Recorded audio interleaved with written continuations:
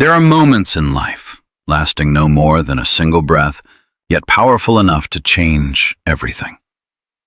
That evening, Marcus only intended to stop by the hospital to bring his mother a simple bouquet. He wanted to bring her a small surprise, a gentle act of kindness in the middle of a long, exhausting day. But the moment the door to her hospital room opened, Marcus froze. The bouquet slipped from his hand, and his heart felt as if it had been crushed. Because right in front of him, the woman he was about to call his wife was pressing a pillow over his mother's face. No warning, no sign that could explain any of it. Only a stark and horrifying truth remained. The love he once believed in might have been wearing the mask of a brutal betrayal. In an instant, Marcus's entire world tilted between devotion and a fear deeper than anything he had ever known. Marcus couldn't remember exactly how he reacted. He only knew that his body lunged toward the hospital bed before his mind could even catch up, as if an instinct deeper than reason itself had taken control. He shoved Claire away, so hard that even he was startled by his own strength. A harsh, flat thud echoed through the cold, white hospital room. Evelyn, his mother, gasped violently for air. Her chest tightened as though fighting to cling to the last threads of oxygen. Her frail hands were still trembling, still gripping at the pillow as if she couldn't believe the suffocation had finally stopped. "Mom, look at me." Marcus's voice cracked, broken and shaking. He lifted her face with both hands, touching her as if she were something sacred. "Breathe. Please, breathe." Evelyn's eyes fluttered open, wild with panic. Then they found her son's. Recognition. Connection. And then a ragged breath burst out of her as though her soul had just returned to her body. Behind him, Claire pressed herself against the wall. Her hands still held the ghost-like shape of the object she'd been gripping, even though the pillow lay on the floor. Her face had gone pale, eyes wide, breath shallow and broken. But what made Marcus's spine turn to ice was not her fear. It was the fact that her fear didn't look anything like remorse. In her eyes, he saw terror meant for only one person: herself. The heart monitor kept blaring, shrill and accusing, stripping away every last excuse. Nurses rushed in, doctors followed, questions firing from every direction, but Marcus could hear only his mother's fragile breathing. And when one nurse asked, "What happened in here?" Marcus turned his head. For the first time since he walked into the room, he looked directly at Claire. His eyes held no love, no doubt, only truth. He spoke slowly, each word carved into the air like a verdict. "She tried to kill my mother.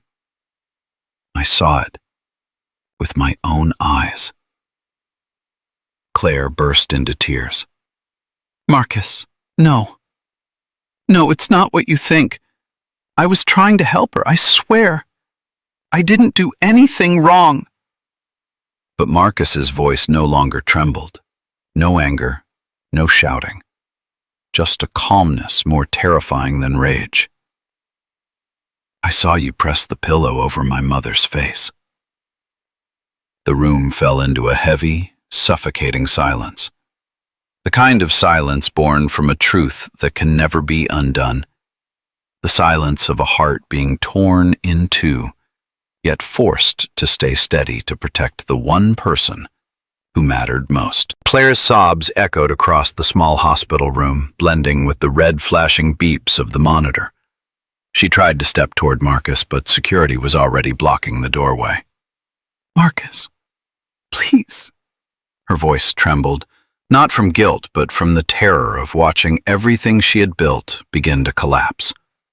She reached out both hands, pleading. "You have to believe me." She coughed, then lost her balance. "I just wanted to help her sit up." Marcus didn't answer. He looked at her, really looked. At the woman who once made him believe love could be simple, now shaking like a distorted shadow of the person he thought he knew. A nurse pointed at the pillow on the floor. Another glanced at the red marks still visible on Evelyn's neck. In just a few seconds, the truth became impossible to rescue. "She did it," Marcus repeated, this time to the doctor. "It wasn't an accident. I saw everything." Claire was cornered against the wall, her blonde hair tangled, makeup smeared. But what hurt Marcus most were her eyes. Eyes he once believed loved him, now filled only with the panic of someone afraid of losing everything. "Marcus," Claire's lips quivered. She was going to ruin everything. You don't understand." The room froze. Marcus tilted his head slightly. "Ruin what?" Claire bit her lip, more terrified than when she was caught, but the words escaped before she could swallow them back. "Our future. Everything I've worked so hard for." A nurse paused mid-step. The security guards exchanged looks. Marcus felt something inside him snap, like someone had grabbed his heart and crushed it in their fist. All the quiet inside him shattered into a stark, chilling clarity. Evelyn weakly squeezed her son's hand, as if begging him not to step any deeper into that darkness. But Marcus understood. This was not a confession. This was her nature, the truth he had been too blind to see. Claire panted, tears streaming down her face, but they could not hide the desperation. "I did it because I love you. Don't you get it? I can't let her take you away from me." Marcus stared at her for a long time, as if looking at a stranger, someone he had never truly known. Slowly, he said, "If that's love, then you've never loved anyone." Two security guards stepped forward. Claire collapsed, screaming, grabbing at the doorframe. "Marcus, you can't leave me. I worked so hard. I sacrificed everything for you." But Marcus didn't look back.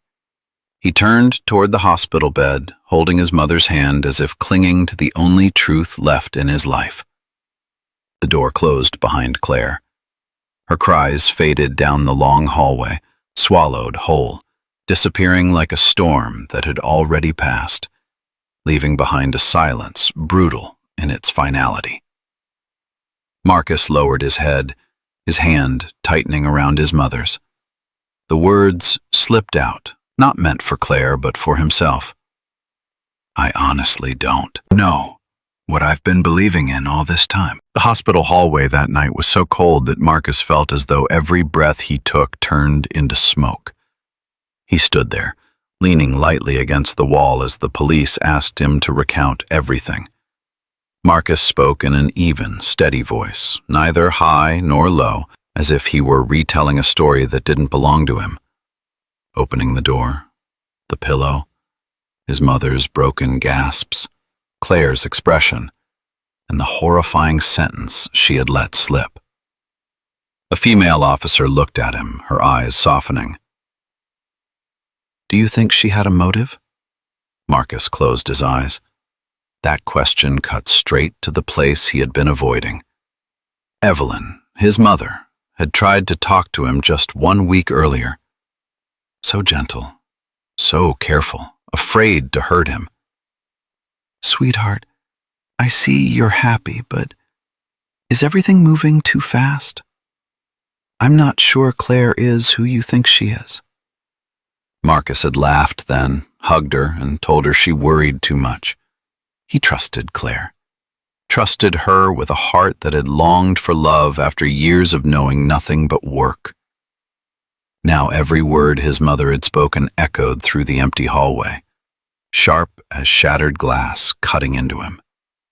He didn't even get the chance to say more before 2 days later the police returned to the hospital.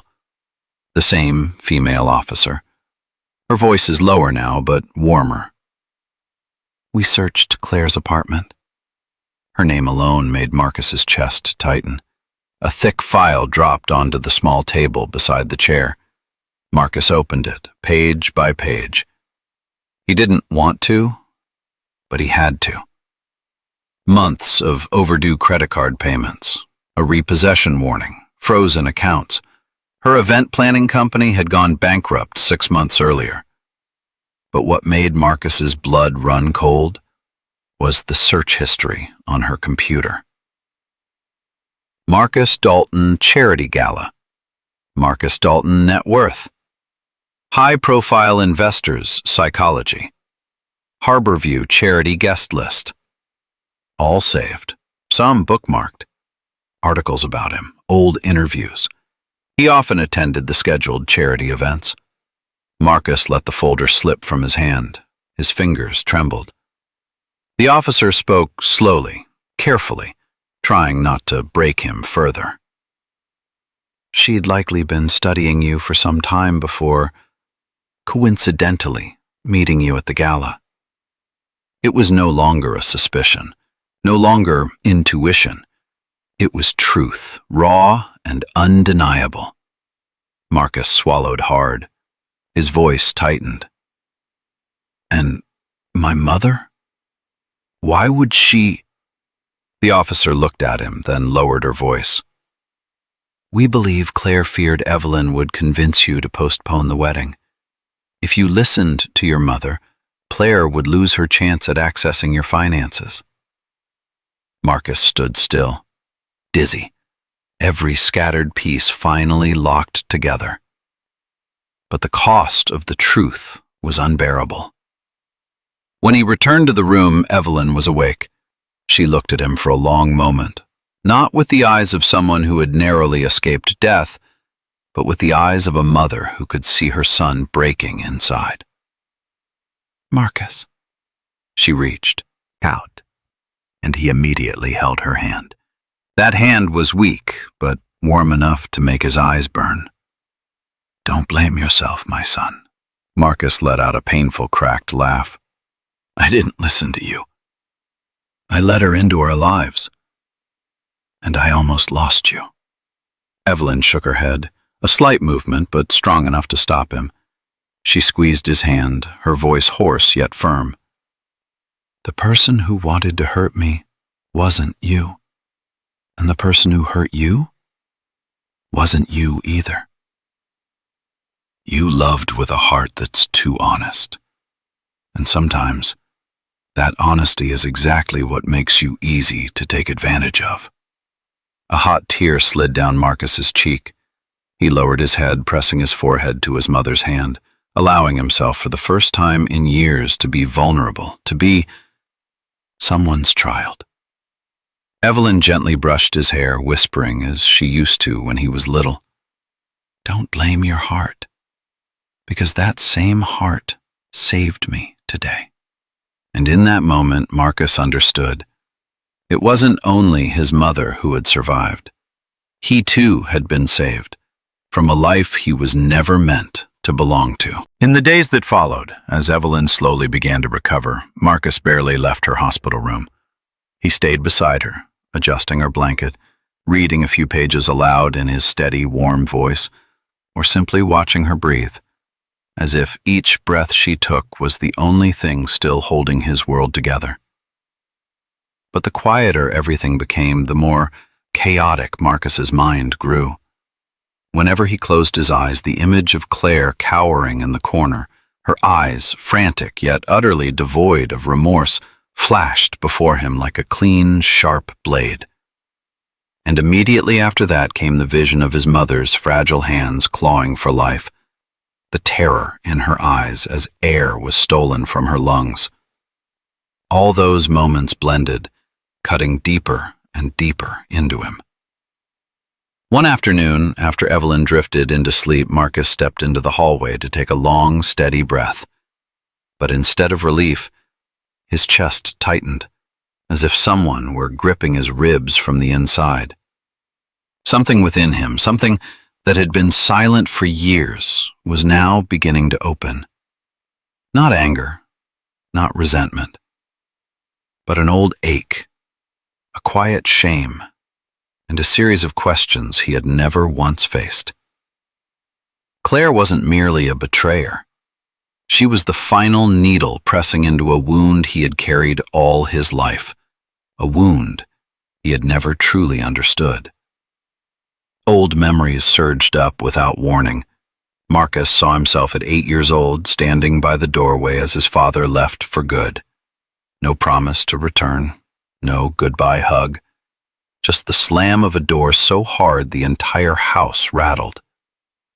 He remembered seeing his mother, Evelyn, standing frozen in the kitchen, her eyes red, her back straight, trying not to scare her little boy.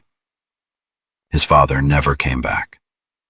From that day on, his mother worked endlessly. Days at the hospital, night cleaning of office buildings. There were nights Marcus woke up to find her asleep at the table, still in her nurse's uniform, the scent of disinfectant clinging to her sleeves. But she never complained, never said a single bad word about the man who abandoned them. Evelyn always smiled and said, "It's okay, sweetheart. I'm here." And during those years, Marcus unconsciously built a quiet belief inside himself that love was fragile, easily broken, that if someone loved him, he needed to earn it, that the presence of others was never guaranteed.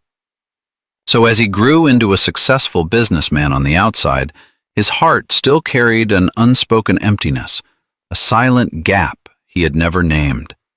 A gap that made him susceptible to anyone who approached with a gentle smile and seemingly understanding eyes.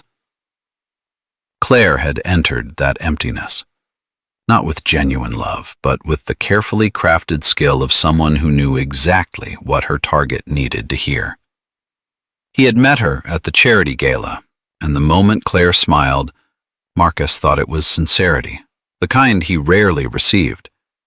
She asked about what mattered to him, not how much money he had. She spoke of kindness, of simple dreams. Marcus, who had spent a lifetime outrunning loneliness, believed he had finally found someone who saw the real him. He wasn't wrong to want to love. He was only wrong for thinking he needed to sacrifice his trust to keep love. When Marcus returned to the hospital room, Evelyn was awake. She looked at him for a long moment, the kind of look that pierced through the strong exterior he wore and saw the trembling child who once watched his father walk away. "Marcus," she whispered. He sat down, taking her calm but comforting hand in his own. "I let her into my life," he said, voice rough. "I didn't listen to you. And I almost lost you." Evelyn shook her head lightly, yet the motion was strong enough to make his heart stop. "No, Marcus, you didn't do anything wrong. You loved with a heart that is too sincere, and you thought loving someone meant holding on tightly, quickly, before they could leave." She squeezed his hand. Her eyes, though tired, glowed with boundless affection. "But you are not weak. That same heart saved me today." A tear slipped down Marcus's cheek. He lowered his head, pressing his forehead against her hand, and for the first time in years, allowed himself to cry like the child who once watched his world fall apart. Evelyn gently stroked his hair, her voice soft as a lullaby. "Old wounds don't make you less, my son.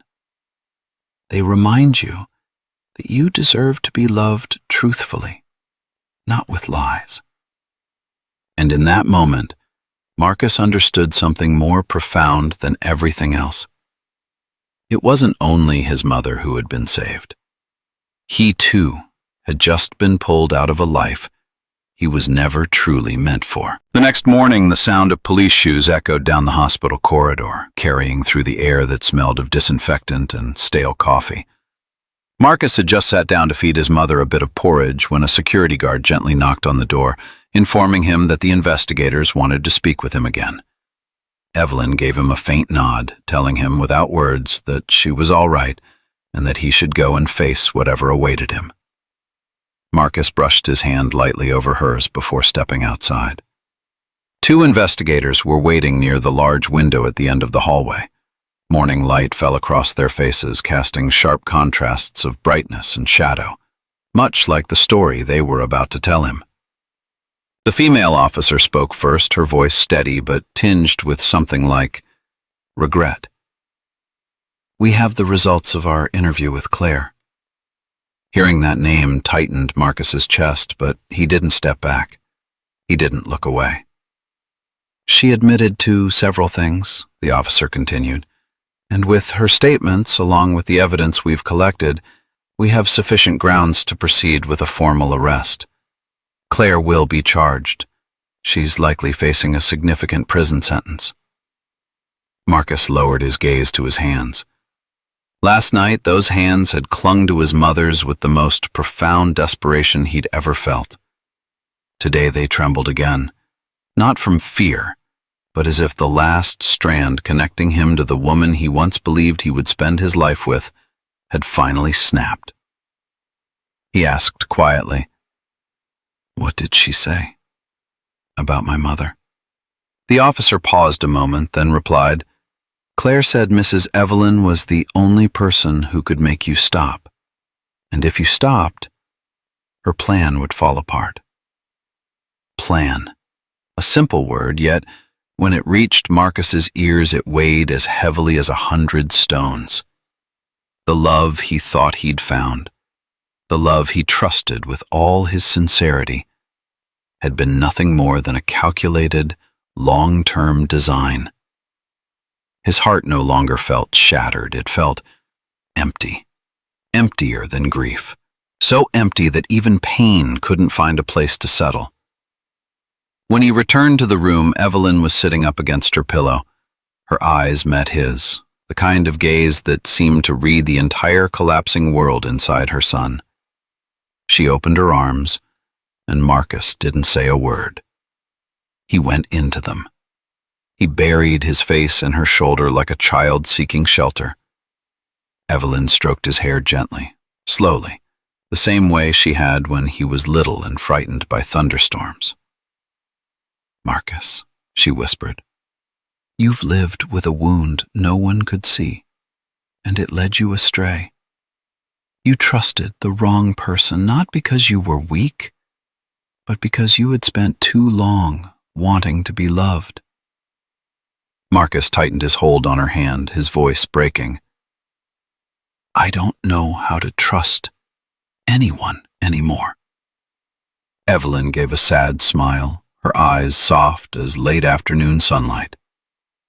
"You will trust again, because your kindness hasn't disappeared. It's only tired." A light breeze drifted through the half-open window, stirring the white curtain. Sunlight fell gently across Marcus's hands and his mother's, two hands holding on to each other, the last unbroken symbol of real love.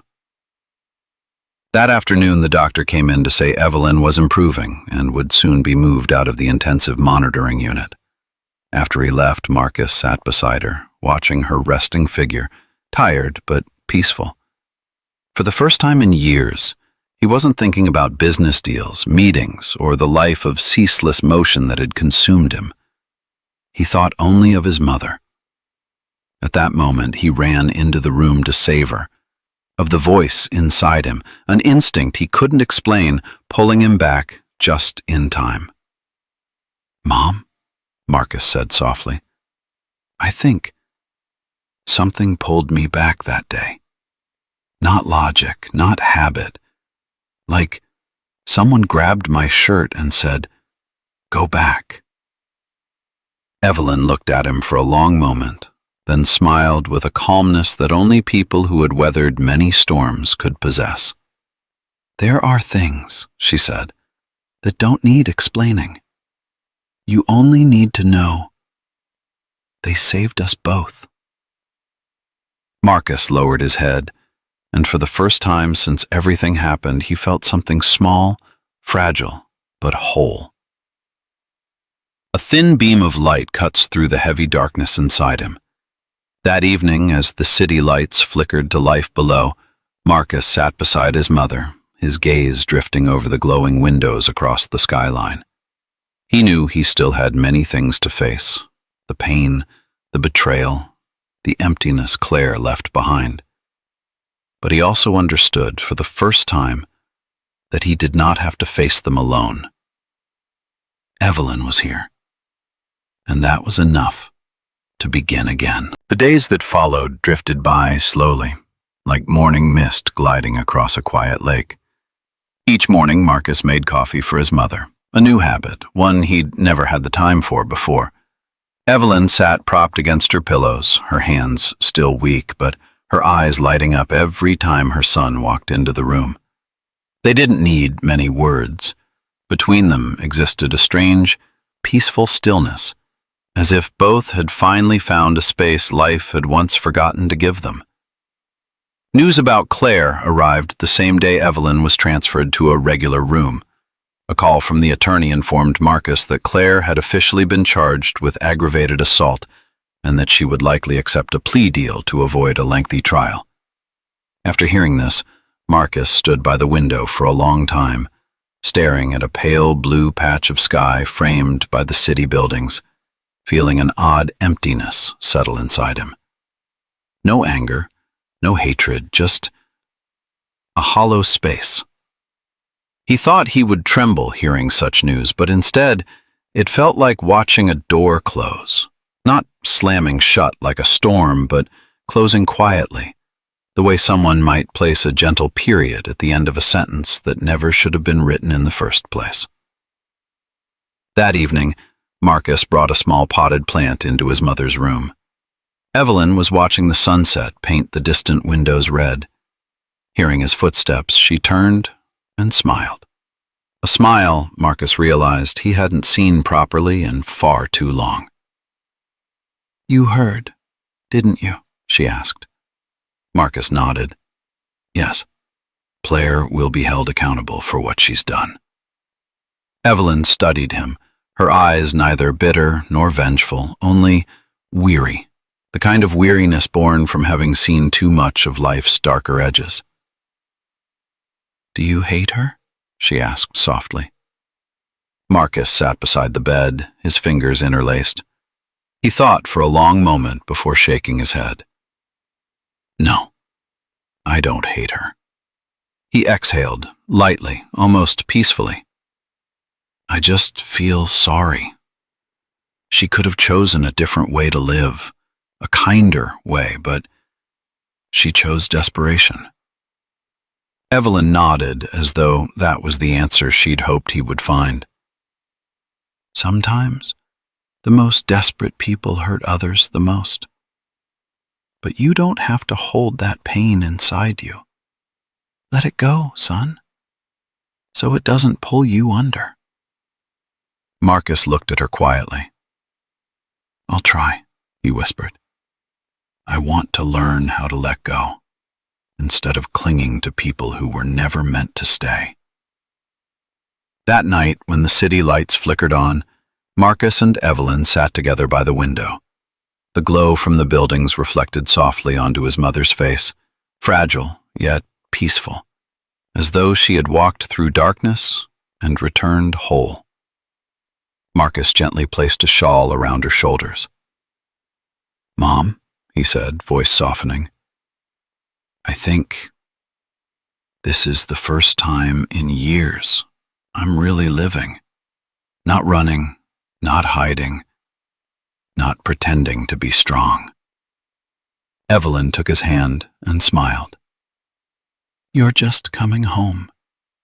Not home to me, but home to yourself." Marcus glanced down at their hands intertwined. In that moment, he understood something profoundly simple. Life's most profound lessons don't come from success, wealth, or the shiny things he once chased. They come from the moments that feel darkest, because those moments open a door to a gentler light he had never dared to step into before. Night slowly settled, and the city outside glowed like a field of artificial stars. Marcus tilted his head, resting lightly on his mother's shoulder, and in a rare moment of peaceful clarity, he whispered as if speaking to his own heart, "I've wasted so many years searching for things that never nourished me. But in the end, through one cruel moment, I found what truly matters." Evelyn answered with a warm, steady voice, like a hug made of words. "And what matters most, Marcus, is knowing who loves you for real." Outside, a soft evening breeze brushed against the window pane, like a quiet reminder. Life is still long. Peace is still waiting, and Marcus will find it, so long as he dares to walk toward it. 6 weeks later, Evelyn was able to stand more steadily on her feet. Every morning, she opened the penthouse windows to let in the fresh air, inhaled the aroma of the coffee Marcus brewed, and watched her son, the man she had once raised with her cracked, hard-working hands, transform day by day in a way that was gentle, yet profound. Marcus no longer wears his smartwatch to track his meetings, no longer check his email every 3 minutes. Instead, he read books aloud to his mother, cooked breakfast himself, or sat beside her in a silence that felt full rather than empty. One afternoon, with the golden light slanting through the room, Marcus's phone buzzed. It was a message from the attorney. Claire had accepted a plea deal that reduced her sentence, 7 years behind bars. Marcus stared at the screen for a long time. He felt no joy, no pain, only the quiet of a chapter closing. He set the phone down on the wooden table and sat beside Evelyn. "Mom," he said softly, "it's officially over."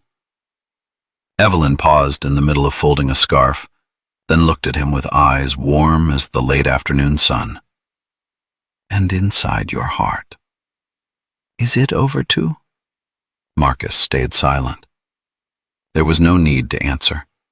He knew he was still learning how to heal, learning how to trust, learning again what love was supposed to mean. He stood up and opened the balcony door. A gentle evening breeze brushed past him, stirring his hair. The city below looked like a sea of lights, every window, every road, like a map of the stories being lived by its people. Evelyn stepped out beside him, draping a light shawl over her shoulders. Marcus spoke, not turning around, but knowing she was listening to every word. "There was a time I thought my life was built on big things. Buildings, deals, numbers." He paused, eyes fixed on the distant glow of the city. "But none of that saved you. And none of it saved me." Evelyn smiled, moved closer, and took his hand. "Marcus, you don't need to build the whole world just to be loved. Sometimes it's enough to stand still in front of someone who truly loves you." In that moment, something inside him loosened, lightly, simply, as if he had finally set down a burden he'd carried unknowingly for 40 years. The burden of needing to be good enough so no one would abandon him. Marcus turned to his mother, his eyes clearer, deeper. "I've spent so much time trying to hold on to things that were never mine. And I've realized, some things, if they aren't meant for you, no matter how tightly you hold on, they'll slip away." Evelyn nodded gently. "And some things, Marcus, if you open your heart at the right moment, they will stay with you for life." The breeze swept past them, carrying a few golden leaves. The vast city before them suddenly felt strangely warm. Marcus inhaled deeply, for the first time not feeling the past pressing down on his shoulders. He spoke the sentence that he would later call the most crucial moment of his life. I'm no longer looking for someone to fill my loneliness. I want someone who can hold my hand without asking me to lose myself. Evelyn smiled, tears shimmering at the corners of her gentle, aging eyes. You will find that person, Marcus, because your heart has finally learned how to heal. The two of them stood together in the twilight of the sprawling city. No more shadows, no more echoes of betrayal. Only a quiet, profound peace, like a new promise being written for the future. Marcus looked toward the horizon, and for the first time in months, he truly smiled. A few weeks after that evening on the balcony, Marcus brought Evelyn back to their old home in Brookside, the place where he had grown up among the smell of fresh-baked pastries and the loud hum of the washing machine on nights when his mother worked extra shifts. No more cold white hallways. No more beeping heart monitors. No more shadows of despair trailing behind him. Only the smell of freshly cut grass, the distant sound of passing cars, and a sense of familiarity Marcus thought he had lost since he was 8 years old. He helped his mother into the living room. Evelyn placed her hand on the old wooden table and smiled softly. It feels like no storm ever happened. Marcus looked around the house for a long moment. The storm didn't disappear, Mom, he said quietly. We just made it through. Evelyn settled into her favorite armchair, the sunlight pouring through the window and warming her face. She looked at Marcus for a long time, as if wanting to preserve this moment. The moment her son had finally become himself again, without hiding his wounds or wearing a mask of strength. Marcus opened the back door, stepping into the yard where sunlight stretched across the ground. A light wind carried the scent of lavender from the bushes his mother had planted when he was a child. He stood there for a moment, breathing deeply, feeling something he had never fully felt before. Freedom. Freedom from the fear of being abandoned. Freedom from relationships he had exhausted himself trying to hold on to. Freedom from the emptiness he once covered with ambition and success. His phone vibrated in his pocket, a message from work. Everything is fine, Marcus. Your team is doing great. Take more time if you need. He read the message and smiled faintly. For the first time, Marcus thought, I don't feel like I disappear when I'm not working. Evelyn appeared at the doorframe, leaning gently against the wood. Son, she called softly, come eat something. I made your favorite. Her voice warmed the entire space.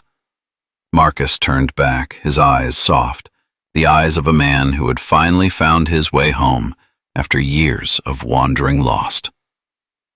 Mom, he said, I think this is what I've been searching for all along. Evelyn smiled gently. Then hold on to it. Hold on to it. One day at a time. And Marcus understood. Life was not demanding that he stay strong forever, nor punishing him for the mistakes of his heart. Life was asking only one thing: to be brave enough to return to what is real. The late afternoon light turned honey gold, settling over the two of them with a tender glow. Marcus stood with his mother in the old kitchen, helping her wash vegetables, talking, laughing, and sometimes simply sitting in silence. But the kind of silence that makes people feel safe.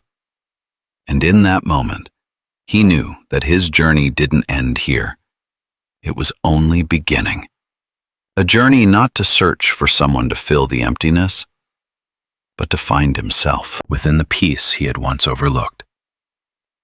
Before closing the kitchen door, Marcus looked out at the yard, letting the evening breeze brush against his face.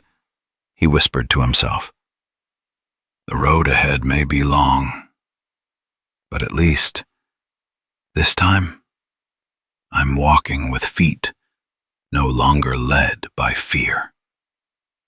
And that was enough.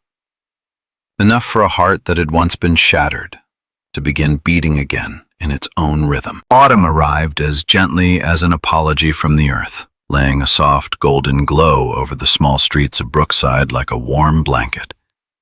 Marcus woke earlier than usual, set a water bottle by his mother's bed, and stepped onto the front porch. The crisp morning air brushed his cheeks, opening his eyes wide and clear. He looked at the trees lining the street and remembered every moment of the past months, the shrill beep of the heart monitor, his mother's trembling hands, Claire's face when the truth unraveled. The long nights. Marcus sat awake beside the hospital bed to make sure his mother was still breathing. All of those memories had once been a crushing darkness pressing down on him like a massive stone. But now, standing in the gentle morning light, Marcus realized that darkness no longer covered his life. It was simply behind him, a chapter he had finally gathered the courage to turn. That day was special. Not a holiday, not a milestone. Just the day Marcus decided to take his mother for a walk around the neighborhood, something they had promised each other long ago but never managed to do. Evelyn wrapped a thin wool scarf around her shoulders, leaning lightly on his arm, her eyes still tired but glowing with a small, honest joy. "You know," she said, "every morning I wake up, I feel like I've been given a gift. Not because I survived, but because I get to watch you change a little more each day." Marcus felt something inside him soften. "I got a gift too, Mom. One I didn't know I needed." Evelyn tilted her head. "And what's that, son?" Marcus smiled, a gentle smile, effortless, not forced or shaped by the need to appear strong. "I learned how to feel again, how to trust, how to stand still without being afraid of being left behind." They walked down the leaf-covered street when Marcus suddenly stopped. The breeze lifted the end of Evelyn's scarf. He looked at his mother, the woman who had saved him from a life spent chasing illusions, the woman who taught him that love was not control, not proving oneself, but simply showing up when someone needs you. "Mom," Marcus said softly, as if afraid to disturb the fragile perfection of the moment. Evelyn placed her hand on his. "Yes, dear?" He looked into her gentle eyes and spoke in a low voice, so honest it surprised even him. "Thank you for saving me from the life I was losing myself in." Evelyn smiled, a smile Marcus knew would stay with him for the rest of his life. "It wasn't me who saved you, Marcus. It was your own heart that pulled you back. I just stood here waiting for you." The afternoon breeze suddenly felt warmer. Marcus lifted his gaze to the clear blue sky, peace settling inside him in a way he had never known. No more footsteps of urgency, no more screams of fear. Just his mother's gentle breathing beside him and his own heartbeat. A heartbeat that had finally learned to slow down, soften, and return to its proper rhythm. He understood the journey of healing would be long. Old memories would return. Some nights his breath would feel heavy again. But for the first time, he wasn't afraid. Marcus held his mother's hand and continued walking. Ahead lay a long road with crossroads he could not predict. But this time, he wasn't walking with a fractured heart. He walked with a heart that had dared to face the truth, and still found the courage to love life again. And in the golden glow of the evening, Marcus whispered a sentence, one Evelyn would remember forever, and one the audience would too. "I'm not searching for love anywhere else, because finally, I've found peace within myself." If this story touched your heart, share it with someone who may be walking through their darkest days. Who knows? A gentle story might be enough to guide them back to the light. Thank you for taking the time to spend with Deep Life Tales. If you wish to keep exploring journeys of healing, real stories, and the profound lessons life brings, leave a comment, hit like, and subscribe. Because sometimes, one story at the right moment can change the way we see our entire life.